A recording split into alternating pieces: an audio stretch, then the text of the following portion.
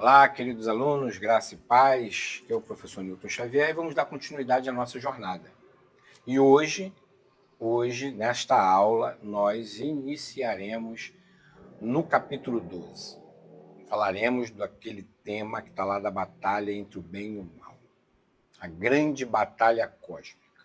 Uma batalha que está no imaginário, uma batalha que está na realidade, presente, passado e futuro. Que batalha é essa? A batalha do capítulo 12. A batalha cósmica. Vamos fazer uma análise rápida sobre esta grande batalha. Ok? Primeiro dado que eu quero lhe dar.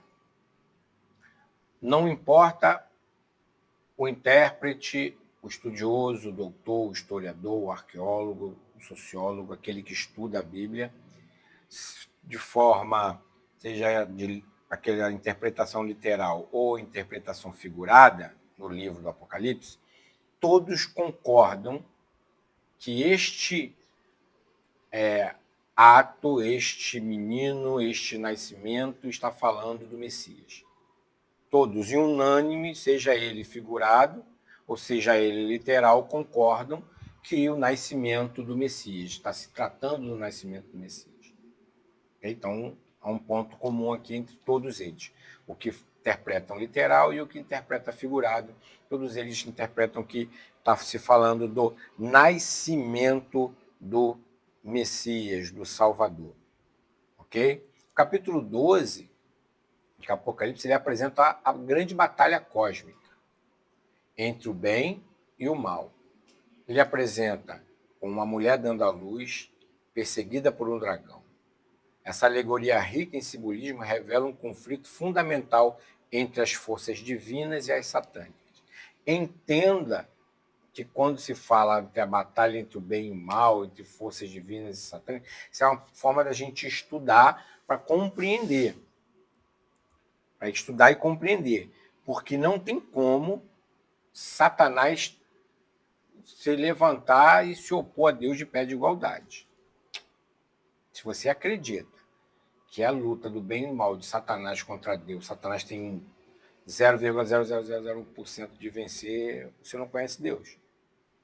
Deus está mostrando essa batalha cósmica, ele mostra de tal forma, o meu projeto foi esse, nasceu, guardei, e Satanás, quando viu, já estava sendo expulso do céu.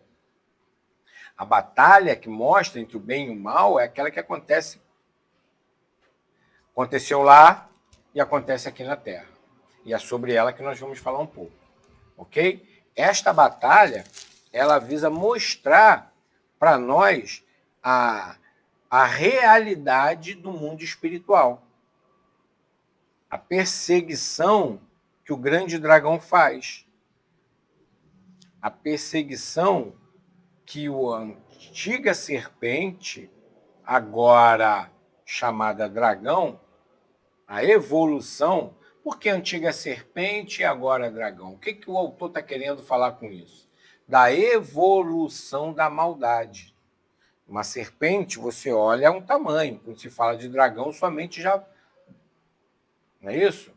Quando a gente fala de serpente, você olha aquela coisa pequena se arrastando. Quando você fala de dragão, você já fala de uma coisa bem... O que é isso? É a crescente. A antiga serpente, agora dragão. O domínio do mal, a estratégia do mal, a perversidade, a crueldade, a maldade, tudo isso foi o quê? Aumentando, de tal forma que aí nós chegamos agora nessa batalha, no capítulo 12. A mulher e o filho. A mulher, dentre as interpretações, frequentemente como a igreja, o povo de Deus, Israel ou a Virgem Maria. Para a teologia católica romana, eles falam, dentro da interpretação, que é Maria. Mas se analisarmos no simbolismo, esta mulher prefigura Jerusalém, que está nos céus. prefigura Israel, que vem da descendência de Davi, porque ela vai falar de alguns dados, vai falar de algumas questões que vão fazer alusão a Israel, ok? Fala sobre o dragão, Satanás, adversário, né, que busca destruir a obra de Deus. Fala de 7 cabeças e 10 chifres. Representam o poder político. Olha aqui para mim. 7 cabeças e chifres. 10 chifres. Representam o quê? Poder político e poder religioso. 7 cabeças e 10 chifres. 7 cabeças, poder religioso. 10, poder político. 10 chifres, poder religioso. Que nessa grande batalha, olha só, analisa comigo que maravilhoso. Há um misto, há um mix, há uma misturada de que fala que o nascimento, o menino é levado para os céus, ok? Que é o Messias. Fala do dragão, fala da mulher fugindo e fala que ele derruba 7 estrelas. Aqui, o Eterno está mostrando para João como foi a rebelião de Satanás. E que ele foi expulso dos céus e com ele carregou 7 estrelas. Alguns literalmente interpretam como estrelas, outros interpretam como anjos, essas estrelas. Que é o que mais faz sentido, ser anjos. Então aqui mostra que ele levou a terça parte com a sua rebelião. E aí nós vamos ver aqui, ó, simboliza a queda de 1/3 dos anjos que seguiram Satanás em sua rebelião.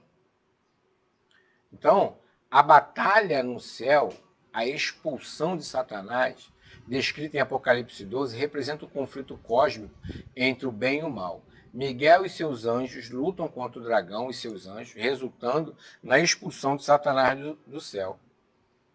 Apocalipse 12, aí é o que nós estamos vendo no 7:9, diz: e houve batalha no céu. Miguel e seus anjos batalham contra o dragão.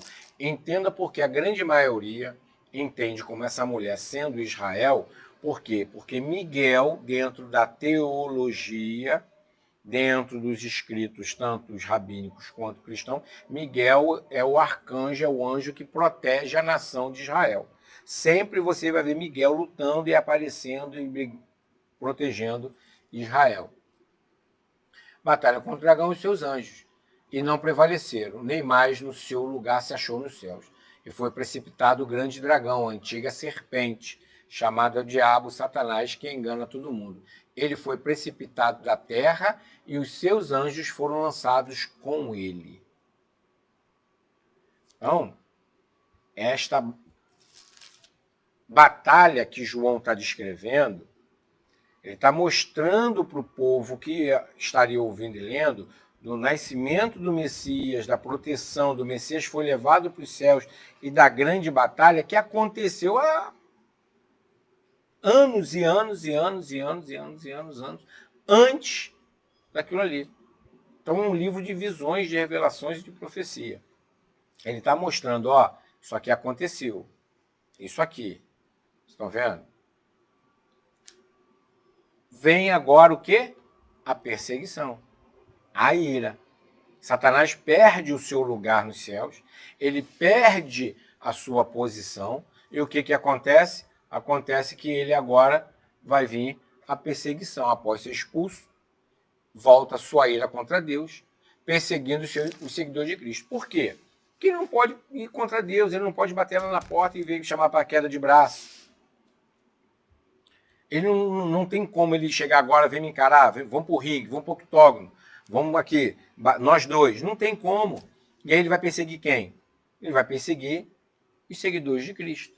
Ele vai perseguir aqueles que são da nação de Israel, que se juntaram com os gentios e formaram a igreja. Hoje, a igreja, na sua 99%, é de gentios, mas ainda tem muitos judeus messiânicos que creem, que fazem parte da igreja. Porque a igreja, Deus, o escritor Paulo vai falar que derrubou o muro, a separação e fez dos dois um só povo. Okay? Então, essa perseguição, esta fúria, esta ira que Satanás tem, ela é advinda desta grande peleja. Ele foi destituído do seu lugar. Ele foi destituído do seu, vamos assim falar, né, da sua posição de arcanjo, como você lê lá em Ezequiel e lê em Isaías. Ele foi destituído do seu posicionamento.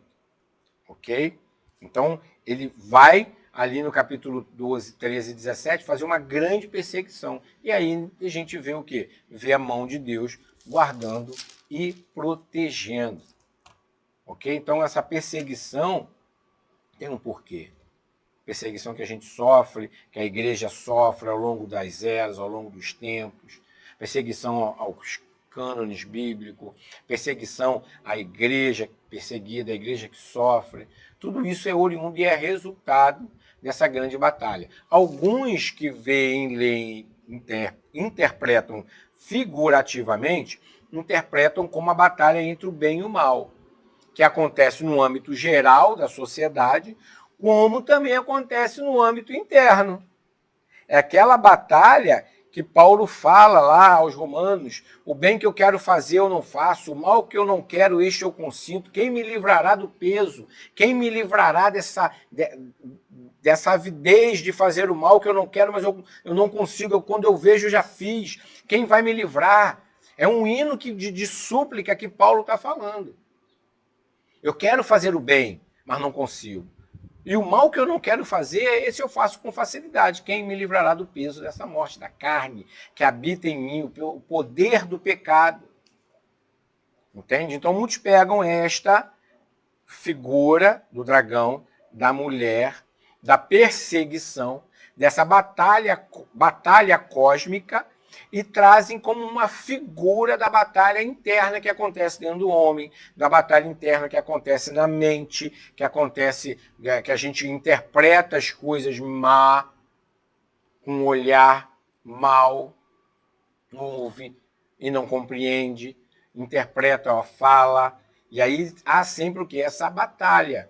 E essa batalha, ela tem um lado. O lado do eterno é o lado vencedor. O lado do eterno é do lado dos oprimidos, do lado dos mais fracos, do lado daqueles que estão sendo esquecidos, dos estrangeiros, dos órfãos, das viúvas. E essa batalha, ela vai contra esse povo, contra a igreja. E aí, esse é o lado figurado, né? Aí tem um lado literal, que diz que realmente aconteceu essa batalha. Nos céus, Satanás foi expulso. E aí você tem que entender os dois lados, entender que existe Satanás, que existe essa perseguição aos cristãos, que existe essa perseguição à igreja, que existe essa perseguição literal à nação de Israel. É só você olhar hoje lá, ó, onde Israel está colocado, e em volta, os povos que estão ali em volta, que a todo momento cajado, todo momento é briga, a todo momento. E se não fosse Israel ter desenvolvido o Iron Dome, o domo de ferro, Israel hoje já teria sido dizimado pelos fogos inimigos. Então, existe essa peleja no literal e no figurado. No figurado, a gente leva para o teológico, o doutrinário, o ortodoxo, a batalha do santo e o profano. Aquilo que é profano e aquilo que é santo. Percebe como esse capítulo 12 ele é rico? A gente poderia fazer um curso de 20 aulas só com ele. Olha eu dando ideia. Né? A gente podia olhar só quem é essa mulher, esmiuçar e ver as estrelas, o que que fala, como essa mulher está vestida, e o filho, quando nasce, a gente podia falar do filho, da guerra, a mulher indo para o deserto, um rio de água, e aí você percebe o tema? Não é uma jornada. Aí aqui a gente nos aprofundaria, porque esse capítulo, irmãos, esse capítulo é fascinante. Esse capítulo 12 de Apocalipse, ele explode a nossa mente. Eu tenho aqui um comentário, vou mostrar para dar uma água na boca para vocês. Comentário judaico do Novo Testamento, de David H. Stern. Tenho isso aqui há mais de 15 anos, 20 anos. É porque eu falto nele, eu tenho que depois levar para um restaurador.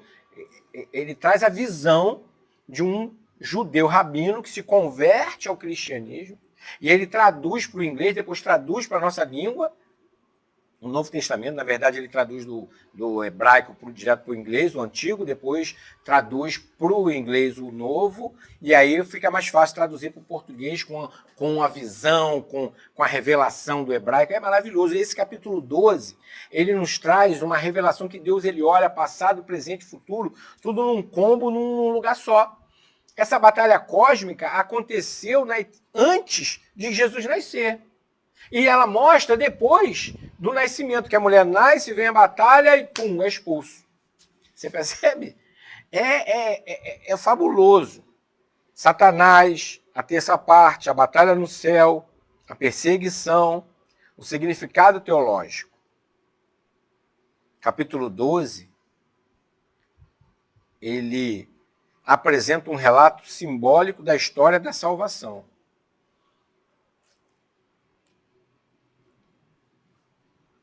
Ele representa a batalha cósmica, ele mostra a vitória de Cristo, ele mostra a perseguição da igreja, a proteção divina sobre a igreja, a esperança na vitória final. Você imagina se fôssemos fazer em cima desses 5 assuntos, cada assunto desse aqui se transformaria em 5 aulas, no mínimo de 40 minutos. Cada assunto desse.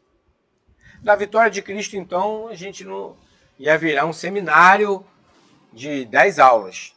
A perseguição à igreja, irmãos,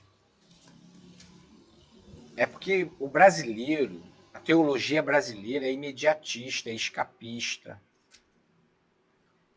Quando a gente estuda a história do cristianismo, que é diferente de história da igreja, é diferente. Quando a gente estuda a história da igreja, você vai dar razão, não, você vai dar motivos, você vai dar resposta para aqueles que te arguem por causa da tua igreja. É como se quisesse agora fazer uma história do protestantismo, história da igreja batista, história da igreja assembleia, história da igreja católica, história da igreja ortodoxa, da igreja copta, da igreja armênia, da igreja siríaca, antioquena. Isso é história da igreja. É um historiador, por exemplo, eu, como teólogo e historiador, poderia pegar e fazer um livro sobre a história da igreja evangélica. E aí eu ia esmiuçar dentro dela, eu ia entrar dentro de alguma igreja qual eu faço parte. Tem historiadores anglicanos excelentes que falam sobre a igreja anglicana. Historiadores luteranos que vão falar sobre a igreja luterana. Historiadores que vão falar sobre os Amish, que vão falar sobre os Quakers, que vão falar sobre os puritanos, que vão falar sobre os presbiterianos, que vão falar sobre os católicos. Olha o espectro que é. Agora, quando a gente estuda história do cristianismo, você passa por tudo isso. E aí você passa pela perseguição no primeiro, segundo, terceiro, no quarto. Na Idade Média, igreja perseguindo igreja. Igreja perseguindo pagão, pagãos perseguindo igreja, e reis, aí entra na Idade Moderna, aí entra na contemporaneidade, aí entra aqui no Brasil, século XVII, XVIII, XIX, chega a igreja presbiteriana, chega os congregacionais, vem os batistas, e aí somos perseguidos, e é uma loucura. É maravilhoso porque você abre assim, e lê um negócio desse e fala assim, meu Deus, Deus está no controle da história. Eu vejo a fé de irmãos que passaram coisas que... Meu pai... Você vê, só no capítulo 12, olha que quantidade de assunto que a gente já poderia tirar. a proteção divina. Deus guardando. Você vê que Satanás, ele abre a boca, ele tenta, Deus vai lá e guarda o menino. Persegue a igreja, Deus vai lá e guarda. E a esperança na batalha final. É ou não é para confiar nesse Deus? Fala para mim. É ou não é? Está ou não está o nosso Deus no controle de todas? Mesmo que pareça que não. Quando você olha o início desse capítulo, você fala, meu, o que está acontecendo? Que isso? E aí você vai vendo desenrolar e Deus está no trono. Deus não é um velhinho de barba branca, alheio ao que está acontecendo, não. Você percebe? Você entende isso?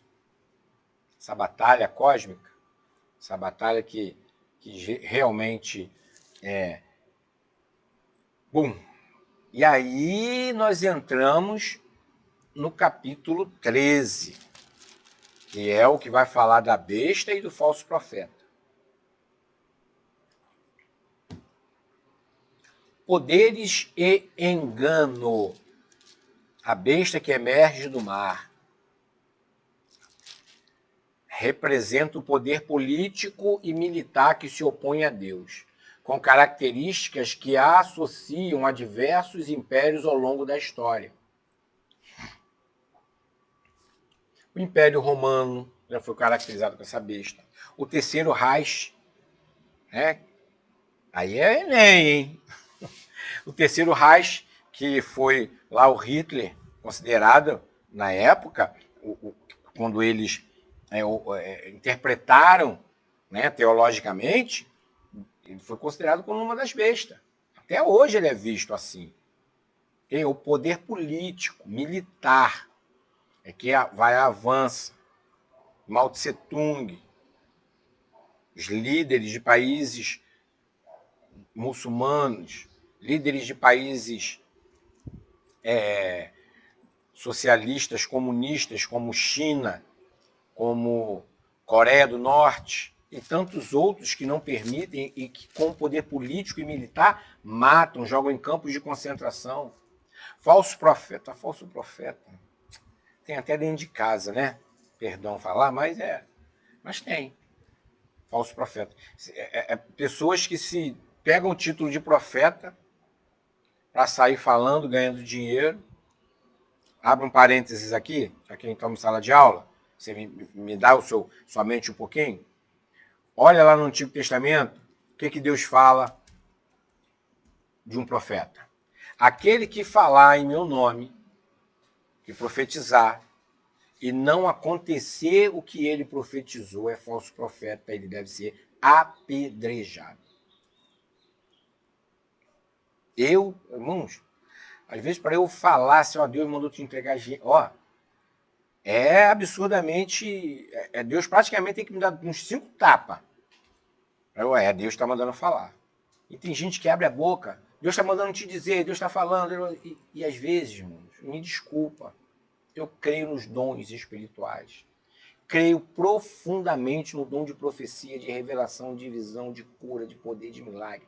Mas está tão banalizado por esses falsos profetas que trazem mais escândalo do que cura. Pessoas mandando parar de tomar remédio, e aí a pessoa para de tomar remédio e morre. Pô, fui visitar uma família uma vez que... veio um outro evangélico aqui, outro pastor orou, falou para eu parar de tomar o remédio. Parei, diabético, perdeu a perna. E aí, como é que você vai chegar agora no coração de uma pessoa dessa? Se fosse na antiga aliança, quem foi esse profeta que falou que Deus mandou ele parar de tomar o remédio e que ia curar? O que mais nós temos aí, irmão? Tem mais falso profeta hoje nos nossos púlpitos do que homens de Deus e profetas. Mas, me perdoa, mas não tem, não. Não, eu agora exagerei. A minha ira, a bile subiu aqui, bateu lá no meu cérebro. Não, mas não tem. Mas tem uma grande quantidade de falsos profetas que fazem mais barulho do que os homens e mulheres de Deus. É só você botar lá o que é um falso profeta e o que não é um falso profeta. Representa a religião. Quando você vê uma pessoa que ela é muito religiosa, dogmática, não faça, não toque, não venha para aqui, você não pode visitar outra igreja, você não pode visitar aqui, você não pode sair dali, para você ir lá você tem que pedir minha bênção, você tem que pedir minha cobertura, você saiu da minha cobertura, eu sou o teu pai espiritual, eu sou... Ei, que isso?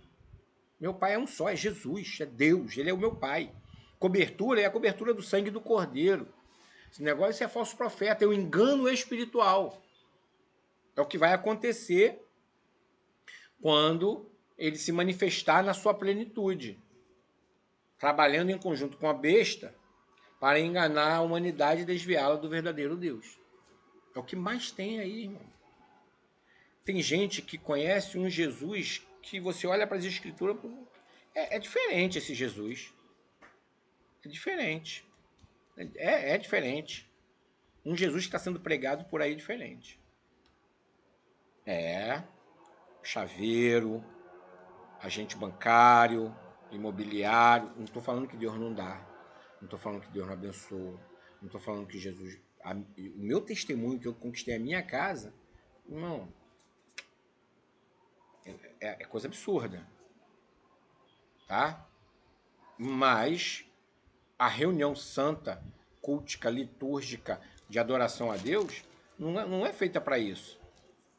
Os falsos profetas chamam o povo para ir para lá, para ficar revelando, trazendo esse poder político. Isso tudo está fazendo com o quê? É o poder de Satanás envolvendo as mentes e os corações, para quando se manifestar, como diz o apóstolo Paulo, nós vamos falar um pouco na frente, o filho da iniquidade, o homem da iniquidade, o poder político e militar que é a besta, junto com esses falsos profetas. Há quem diga, né, que aponta até para o Vaticano. Eu não acredito. Não acredito. Tá? E eu tenho minha... Depois a gente pode até uma vez fazer uma live sobre isso. Né? O que é e o que não é. Então, vai ser de uma forma que vai unificar as religiões. Falso profeta. Nós temos aí, ó, menção aí, mas esse aqui, esse que o capítulo 3 está falando, é um que vai vir com um poder tal que vai enganar, irmão. De ressuscitar, de fazer milagre, de curar. Nós temos que ter muito cuidado com isso, gente.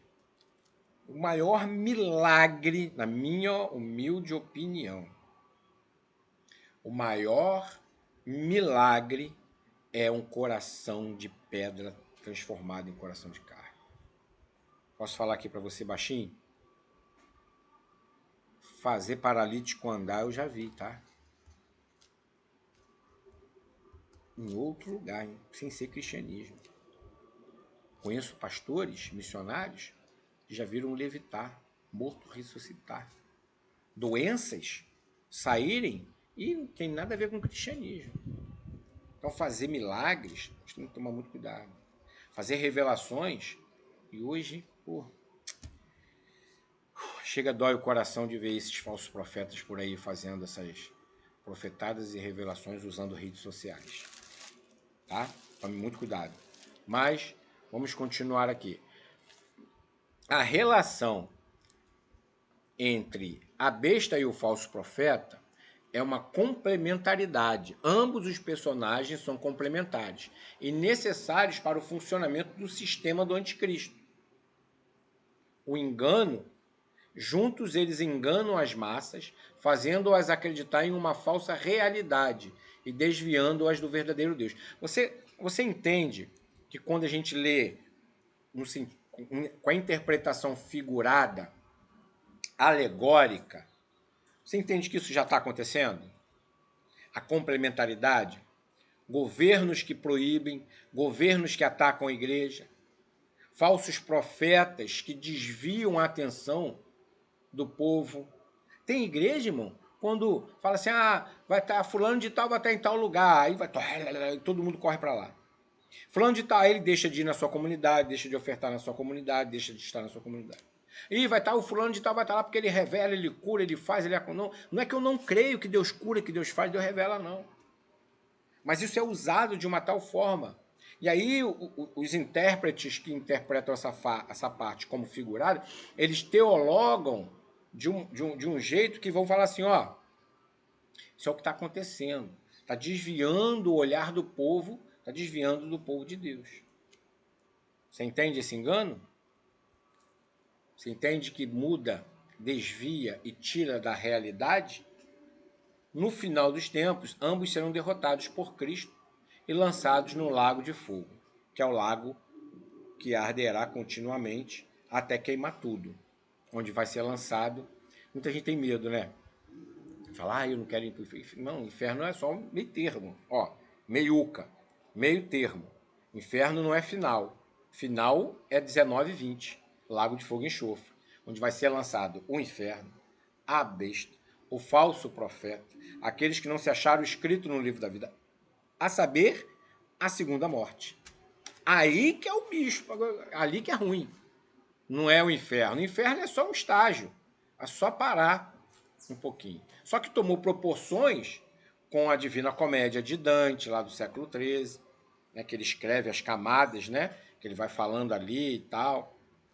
E aí muita gente pegou essa figura, esse livro, essa obra que é linda, leiam, da Divina Comédia, aí criou-se, né, essas visões que nós temos por aí maluca aí, né? E por aí vai. Vem comigo. Interpretações e simbolismo, alertas e esperança. As descrições da besta e do falso profeta são ricas em símbolos, permitindo diversas interpretações, como eu falei. A figura da besta e do falso profeta serve como um alerta para a igreja, mostrando os perigos da apostasia e da perseguição.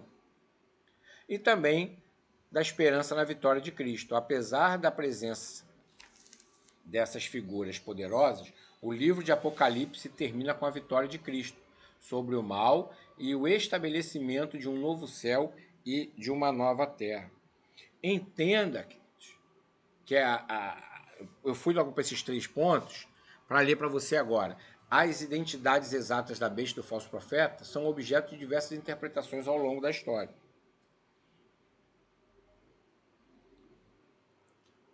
Alguns veem neles figuras históricas. Por exemplo, como eu falei, Adolf Hitler, que é o mais recente, né? No Terceiro Reich, que quis fazer um terceiro reino, né? O rei alemão.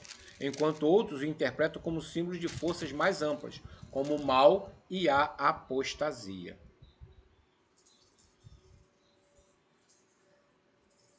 Caramba, é literal, então ainda vai vir, já veio, é simbólico, é alegórico, é metafórico. Apostasia, a luta do bem e do mal. Você percebe isso? Você entende isso? Você consegue observar